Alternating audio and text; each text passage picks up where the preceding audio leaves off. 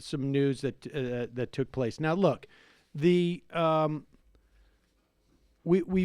talked about this all week. The bills that the Democrats in the House pass do nothing except for set a marker and establish a baseline, we hope, for what they'll do if they get the Senate as well. But it also does create, what they do in the House also does create a tremendous amount of pressure on the Republicans in the Senate who are running for re-election. So yesterday, the Democrats passed two pieces of legislation. One was essentially the funding bill, the continuing resolution that they got from the Senate, last year's Senate. And that goes back to the Senate. And Mitch McConnell is saying that he will not bring up a vote. However, in the past 24 hours, Cory Gardner, Susan Collins, Capito from West Virginia, others who are basically starting to worry, even Joni Ernst, who are starting to worry about their reelection in 2020, are getting nervous because, we're still in that zone. There has been already a tremendous amount of needless suffering and anxiety experienced by over 800,000 federal workers and contractors, some of whom may expect never to see the money from the work myths, others who will build up debt in anticipation of getting back pay for this. We've also seen a freeze in federal workers' pay raise of 1 or 2% that they were supposed to get. And it also debilitates the ability of these agencies to look forward past, the next couple of weeks and actually do any real planning. But as the weeks go by, the suffering is going to increase exponentially. You're going to start to see people on food stamps lose their funding perhaps as early February. You're going to see people lose their Section 8 housing. You're going to see farmers lose their ability to get loans and to get funding and to get the slush fund payments that they were supposed to get for the tariffs. That's why Joni Ernst is a little bit worried. And so this pressure is going to increase. And Nancy Pelosi, to her credit, understands this dynamic apparently far more so than Donald Trump. And Mitch McConnell is just sitting there hoping some deal can be struck.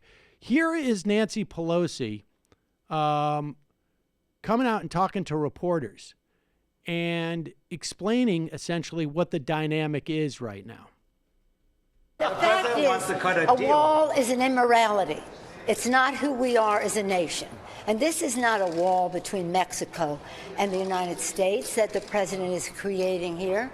It's a wall between reality and his constituents, his supporters. He does not want them to know what he's doing to Medicare and Medicaid and Social Security in his budget proposal. He does not want them to know what he's doing to clean air and clean water and the rest in his Department of Interior and of EPA. He does not want them to know how he is hurting them, so he keeps the subject on the wall. He's a master of diversion.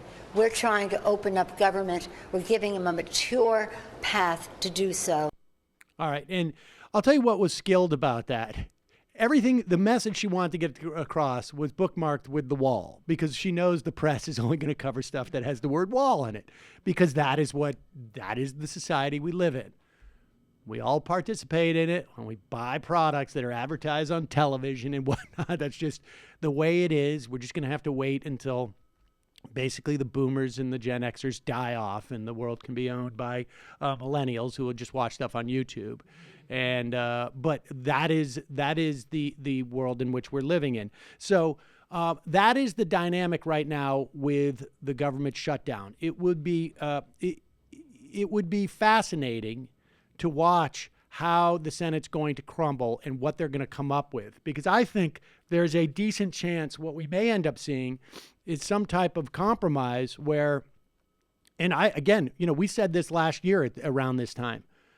I would take a permanent fix for all the DACA folks and DAPA, but even just DACA, frankly, to start with, for $2.5–5 billion worth of wall. Who cares? That wall's not going to get built. There's not going to be, they're just $5 billion isn't going to do it.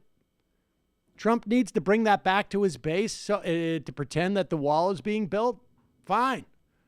Give him the $5 billion, take DACA, and say, what happened to Mexico? I'd like to also add the protected status for Haitians as well, which was a really obscene. I just want to put that on the table as something that would be a great thing to add. I know it's not necessarily possible, but let's try to add as many marks.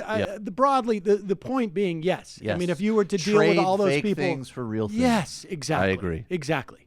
Because no one, except the part that goes through a butterfly sanctuary. We can't allow that to happen. But that's the thing.